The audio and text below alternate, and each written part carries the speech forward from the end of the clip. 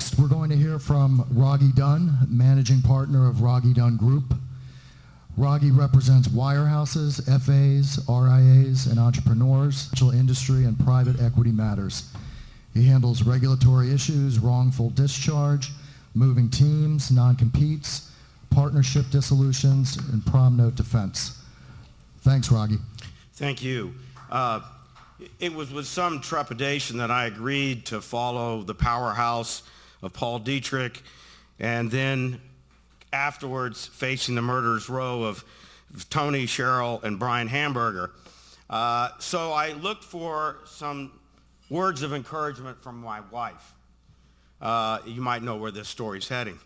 And I was in Japan, and I saw Paul on TV, and I got my phone out, my cell phone, I took a picture.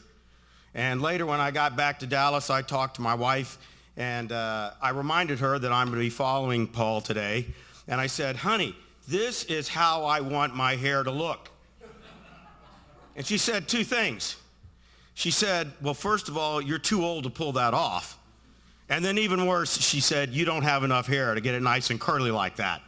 So here I am, and that was the picture. Didn't get a chance to put it up on the PowerPoint, but let's move on. I'm going to be talking today, and I don't like to be tied to a microphone or a podium. I'm going to be talking today about transition, how to transition, both from the standpoint of advisors, but also hopefully this presentation will talk to the companies, the firms, the RIAs that are trying to encourage people to move and move without a lot of problems or issues. I'm going to talk about the non-competes and non-solicits in a post-protocol world, and also briefly touch for the advisors in here on how to defeat prom notes or get them reduced. First and foremost, not surprisingly, you need to be prepared. You would be surprised how many teams call us and they're already halfway down the road. They've got an MOU or they've got an LOI, and they haven't really thought ahead about whether or not the firm is a good fit. I think it's really important to get that advice early on. I tell folks, look, if you get a ping in the engine in your car and you don't take it, you take the mechanic right away, it's not going to cost you much to get it fixed. But if you wait till it's in the ditch and the engine's on fire, you're going to have a much more expensive problem on your hand. And I think it's important to formulate a game plan. What are you looking for? Start with the end game. Are you unhappy? Are you running away from a firm? Or are you running towards something that your old firm can't give you? And that will help drive and narrow the universe of opportunities that fortunately teams have in this day and age. A successful transition, protocol versus non-protocol transition. I advise most of my folks, look, follow the protocol. What have you got to lose? Because if you get in a FINRA arbitration, as we all know, the FINRA arbitrators are pretty darn old, and they're used to that old school. And what better place here than the University Club to think of the old school proverbs, right?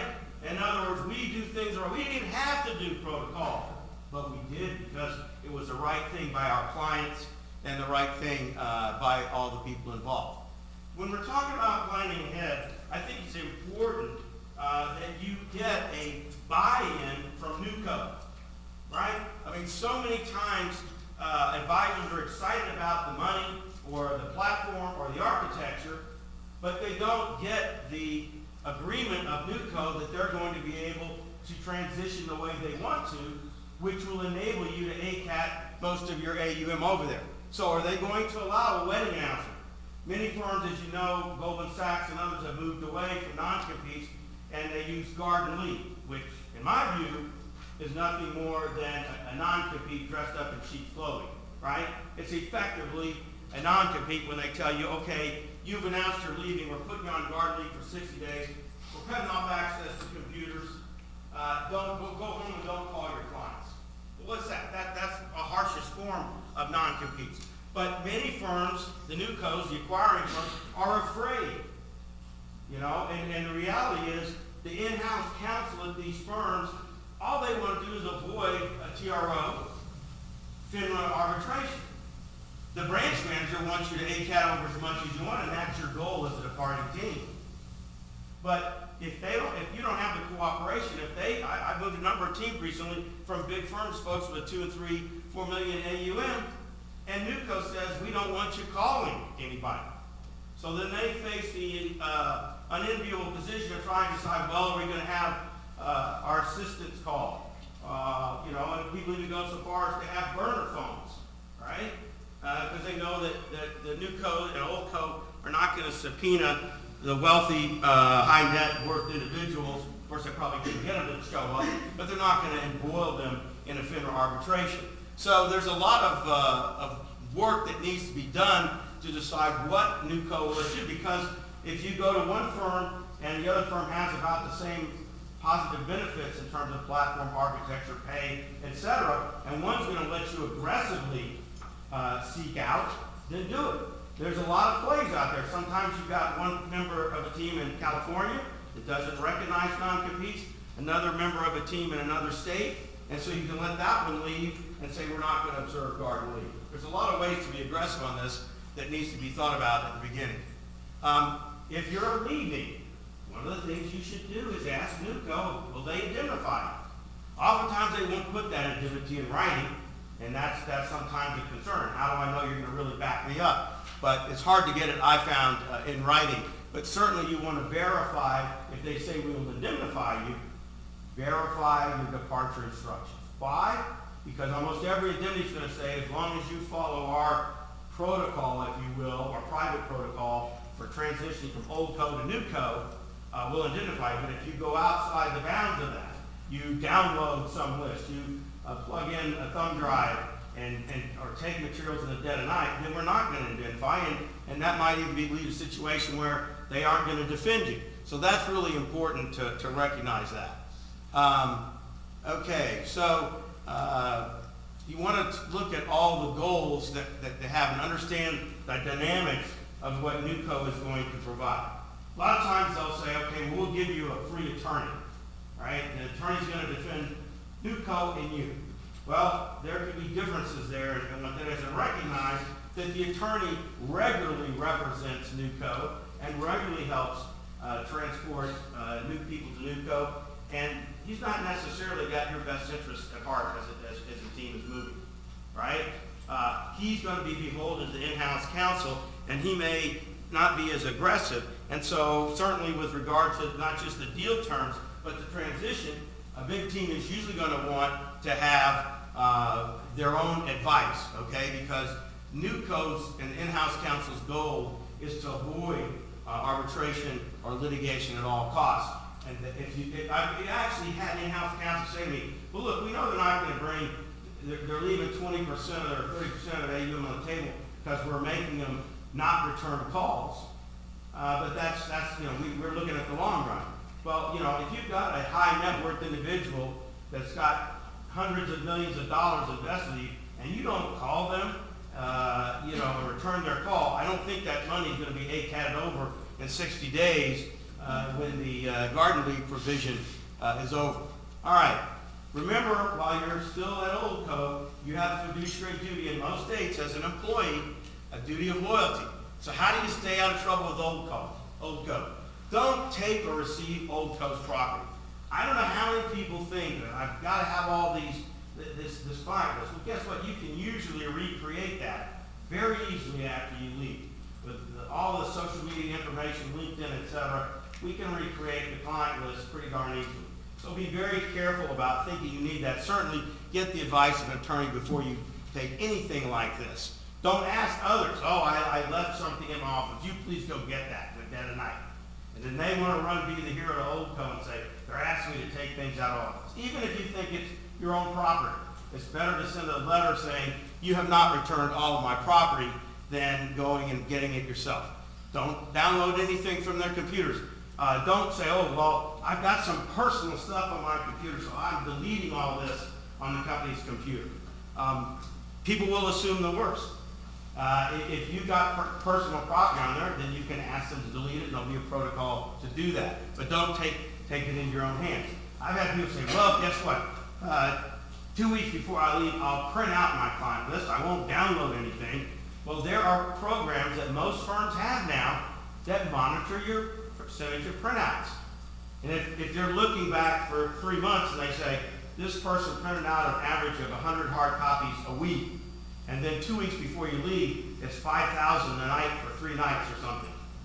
You know, the circumstantial evidence there is pretty compelling that you were printing out things to take it. Well, it's not advancing. There we go. No master printing. All right, another practical tip for folks is your personal email, personal photos, emails, data, it should be on the company computer in the first place. Why are you putting it on there? First of all, they have access to it, all right? And so the practical tip is don't have any of that on there. Then you don't have to worry about deleting when you leave. You don't give the company a window into your personal life. Also, if you're communicating with your lawyer or NewCo, and you go on and say, well, I'm at work and I'm going to send them an email, but I'm going to send it to my personal email. Well, guess what? It goes to the company server, and they can recapture that, or they may even be monitoring that. So be careful not to do that. I don't know where the magic spot is. There we go. All right, also, some of you may have on here the firm app on your cell phone monitoring your cell phone. This can lead to problems. This is a real case that I got from a fairly successful, at least at the time, financial advisor. And he got a text from his wife. Don't come home all coked up tonight. Another winner that he received as a text was, how much do you charge? $350. Come up to room 729. So when Old Co got that, as you can imagine, compliance wasn't very happy. And it didn't end well for my client in this situation. We were able to negotiate some things, but my point is, especially if they got that app on your phone to monitor, then if you're going to be sending text like this, you probably have a separate personal phone, all right, that you pay for. Because remember, if the company provides you with, I always tell my corporate clients, provide companies and laptops to every employee, and then you get them back, right, when they leave, and you've got a treasure trove. I tell my employee clients, don't use a company phone, or if they demand you use it with this frickin' app, then get your own separate phone, right? So that you don't have it. But the word to the wise is don't put this personal stuff on there. And then you say, well, I've got some stuff on my personal computer. I'm gonna delete all of that. Well, guess what the first request for production is going to be in a TRO or in an arbitration? They're going to want to look at your personal computer. We may or we may not be able to prevent that from being produced, but many arbitrators or judges will order that produced, especially if there's downloading issues and in the thick of the night type of stuff. Then they'll say, we want to look at your personal computer. And if you made massive deletions, first of all, often they can be recaptured anyway. I mean, I've got a few cases, somebody took the hard drive out and drilled it or burned it or something. But for the most part, unless you're super smart, it's hard to permanently delete something such that it can't be recaptured. All that does is increase the cost and enrich the IT experts. But it's going to look bad, right? I left Old Co. day one, and that night I deleted all the stuff from my computer. The optics of that to an arbitrator or judge or jury is not good. Why'd you have to delete it? Why'd you delete it right after you left, okay? So just don't do that. Also, be careful about tape recording.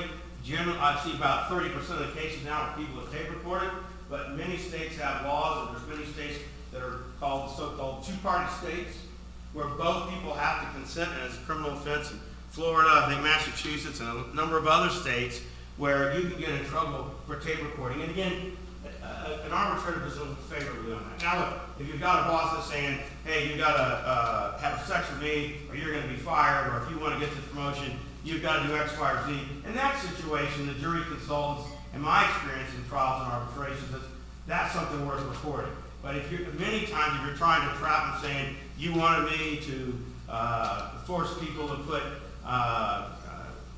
fixed income investments, AAA muni bonds into a portfolio where we're going to charge a fee on top of that, and you were trying to force me that, and you try to bait them into saying that, that usually blows up in your face. So I would say be very careful about tape recording. Your personal investment accounts. As you know, most of the firms are going to say you have to hold those at the firm, especially when you have a prom note. Well, if you're getting ready to leave, you'd be surprised the number of times where I've advised clients FAs, right before they're going to leave, to get their personal investments to see if they can transfer them out. And even though there's supposed to be red flags on that, the folks that are watching that sometimes are asleep at the wheel. And so you're able, if you're going to fight the prom note, you're able to get, instead of having them freeze your assets and possessions 9/10 of the law, you get them moved out. It gives you more bargaining power if you're going to fight the prom note. Avoid improper solicitation. So if you've decided to move and you've made the move, make sure that you ask NewCo, here's what I'd like to do. Again, I prefer that you have that planned out before you announce. So you've got your play scripted out as they do in the NFL. Think, all right? You know, if you have to ask, it's okay. Should I do this? It's that little voice in the back of your head says, should I really do this? You know, that's usually a big red stop sign. I shouldn't do it, right?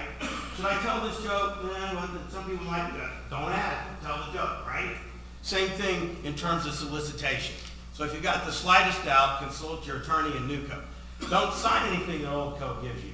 Oh, well, you got to sign this on the way out. You know, before we can do this, you got to sign it. Don't sign anything without being sure to get advice as to whether or not it takes away your rights. And don't jump the gun. You know, everybody wants to move. They want to move quickly. They know that getting the clients right away to fill stuff out, speed things up.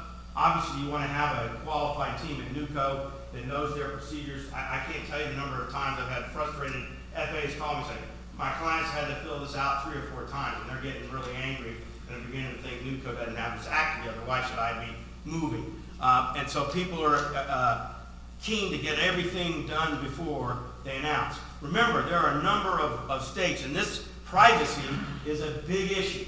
And you're seeing more and more states trying to protect clients' personal identifying information. You know, Social Security, phone numbers, addresses, etc.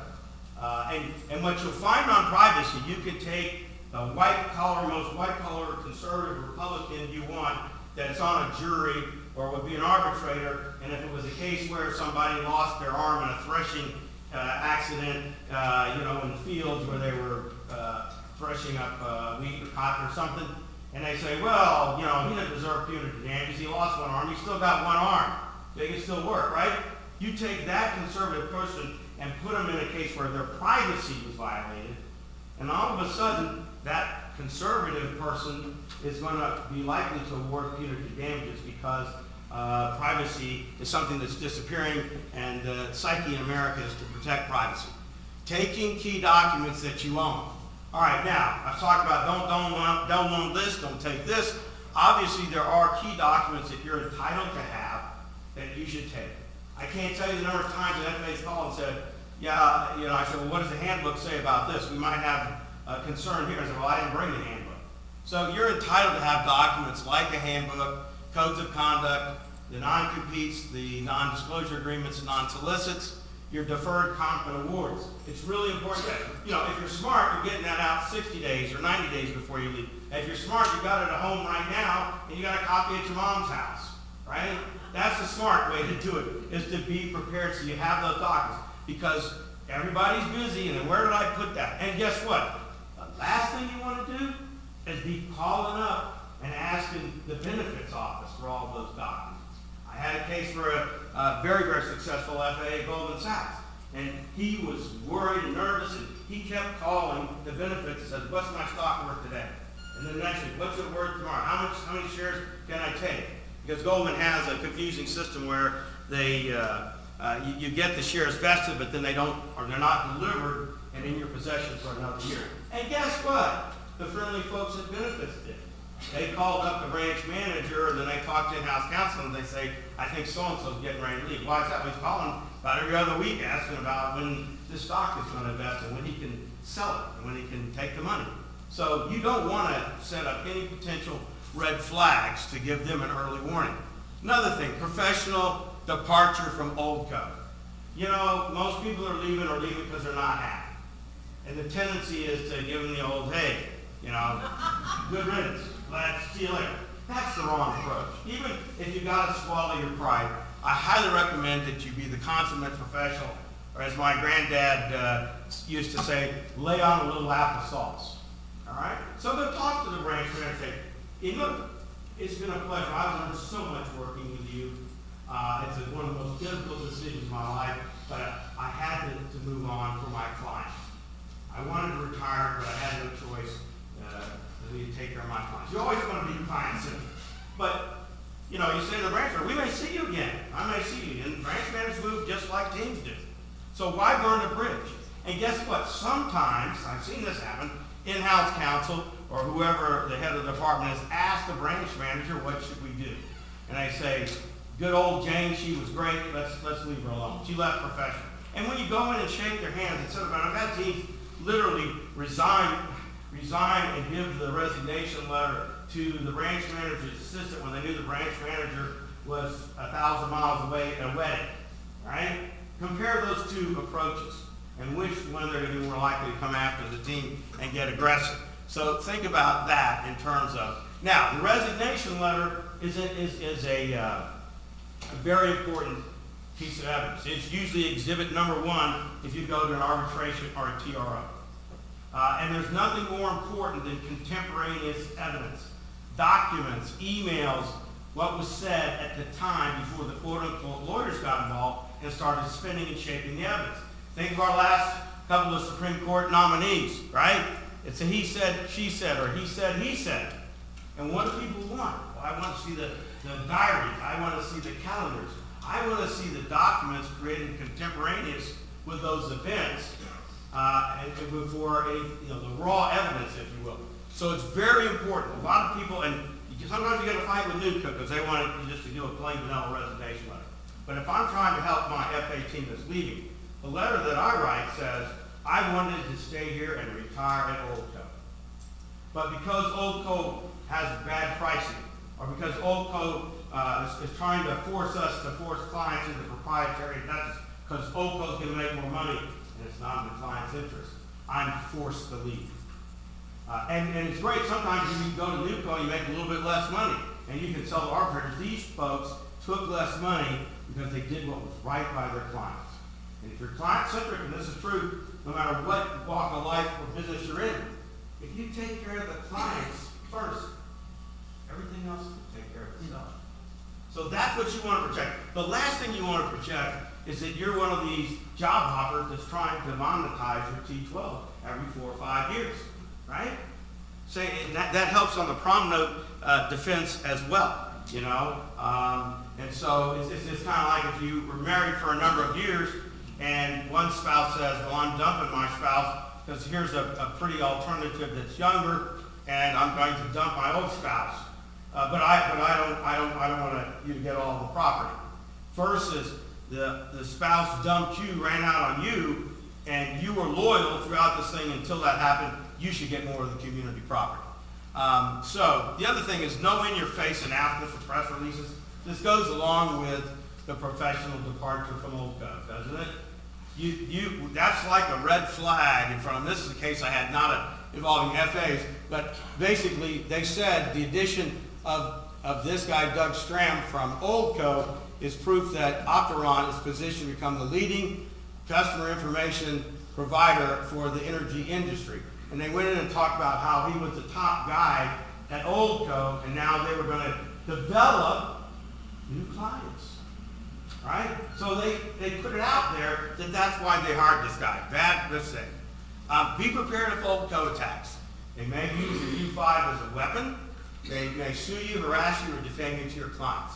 Now, there's a new arrow in the quiver for financial advisors and NUCOs against Oldco. And that's FINRA Notice 1910, which says Oldco should provide customers with timely and complete answers when customers ask questions about a departing FA. All right? And why is that important? Well, because so many firms were defaming FAs. And so one of the things that they said is if the departing FA asks Oldco to disclose their contact information to customers, Oldco should provide reasonable contact information such as phone number, email address, or mailing address. Okay? Oldco should communicate clearly without obfuscation when asked questions by customers about the departing FA. And then, as I said, as with all communication with customers, information provided by Holdco about departing FA must be fair, balanced, and not misleading. So what does that bring us back to? That brings us back to the resignation letter. Holdco, under the new FINRA rule, has no responsibility to give customers your contact information unless you tell them you want them to. So I make sure that we put in the resignation letter, here's where I'm going. If anyone calls, please give them my new office phone, my cell phone, and my new email address. And if they don't do that, that's a super big counterpunch for us. I'm not going to bore you. The SEC has adopted this rule and talked about how it's the foundation for oversight. It's critical. So bottom line, Holdco and FAs at Holdco trying to keep AUM from departing should not play games. And there's also numerous big defamation awards that FINRA has rendered in the past. All right, what can you do to protect yourself? Obviously, when you resign, make sure you send a receipt showing that your contact information is there. Put it in writing. Again, the power of contemporaneous evidence. And this is really important, you should communicate early on as an FA with Holdco to see what they're going to put on your U5. Because once they file, they're supposed to file within 30 days, it's really hard to get them to change what they filed. Because then they have to say, oh, we didn't have a proper disclosure. And now we've got to amend it, but which disclosure is proper? And so I've had good success negotiating more favorable U5 language before the 30 days than after. After 30 days, pretty much 9 times out of 10, you're going to have to file an expunge proceeding, which is time-consuming and expensive and just much more difficult. Let's see.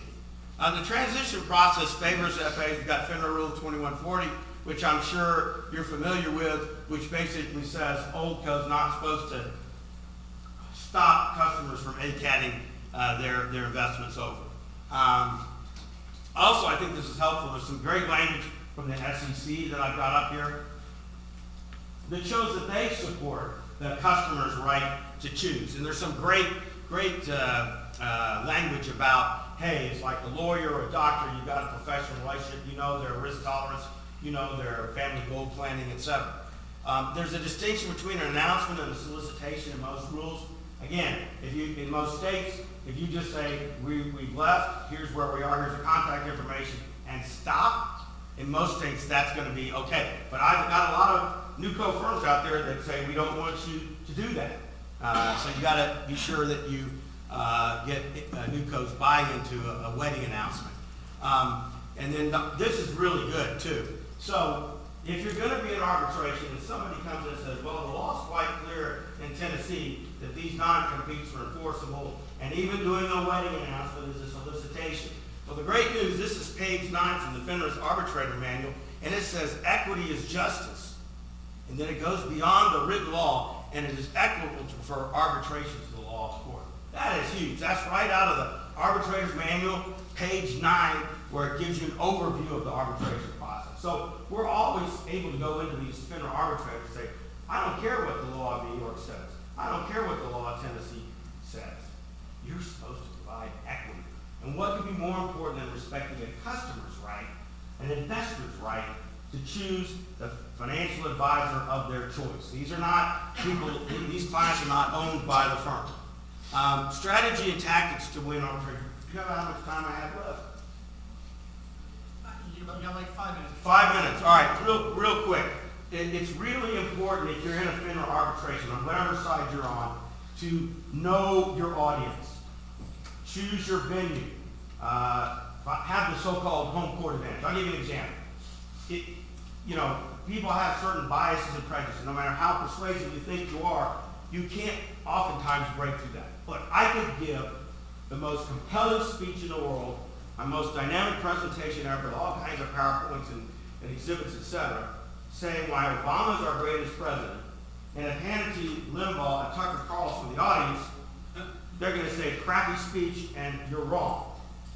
I give the same speech falling down drunk to Don Lemon, the AFL-CIO, and the NAACP, and they're going to go, great speech. He was a little sloppy in his performance, a great speech, and I agree. So it's important to find like-minded people that will be responsive to your message.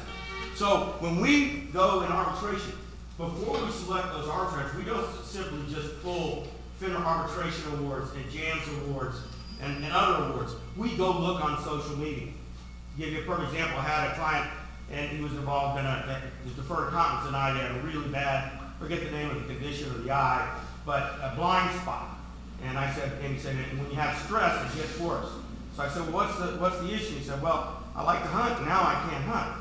I said, well, we'll hold that thought. Let's see what we get on the way of our arbitration panel, because it could be that blind spot, depending on who's on the panel, has prohibited you from really enjoying gardening like you used to do, right? So you've got to tailor your message to where it'll be responsive. And then lastly, let me just talk about, hopefully this is going to work. I've got some video. Can we play this video? Obviously, last 3 drives, 10 plays, 13 plays, and another 13 plays. Okay, and I'll go to the next one. That's the bench afterwards. That's Dak Prescott. At the time, he was a second or third year quarterback, not making a ton of money. He throws that cup in the back, and it falls into the ground. And he gets up, making millions of dollars, superstar, and puts it in a trash can. He set himself apart by his action, showing I'm not better than anybody else. And I'll give you 2 other examples. Warren Buffett was at a presentation with investors. He got outside, it was cold, it was very rainy, and he's standing outside waiting for a cab. And my buddy who's with Warren said, hey, Warren, why don't you just jump in my limousine? He said, oh my goodness, no. If my investors were to see me to get into a limousine, they think I'm a spendthrift with their money, and it wouldn't be good for my image. Last one. You may remember Mickey Mantle, especially from New York. Remember Mickey Mantle? Well, back in the 50s, when he was in his heyday, when he was the Tiger Woods before the fall, when he was the Michael Jordan of his time, blonde, blue-eyed, great-looking guy, great smile, and they could hit the long ball. So he's in Tulsa for a grapefruit league or whatever they call the exhibition games. He's at Jamil's restaurant. If you have the misfortune of ever being in Tulsa, at least go to Jamil's. You'll love it. Well, there was a big long line all around the side of Jamil's, and there were a bunch of people in line. Mickey Mantle got there. As you can imagine, word spread, Mickey Mantle's here, Mickey Mantle's here. And Jamil comes out, goes to the end of the line, and he says, oh, Mr. Mantle, you don't have to wait in line. Just come right with us. We've got a table ready for you right now. What do you think Mickey Mantle did? He said, no, Mr. Jamil, I'll wait my time in line just like everybody else. How many of us would do that? Oh, you're here, you're at the AdvisorHub Summit. Come right this way, we've got a table for you, right? So when you don't put on airs, when you don't take advantage of your position, and you instead act like every person, that's going to get you tremendous respect, and it's going to present an image to that arbitration panel that's going to help you win the case. Thank you.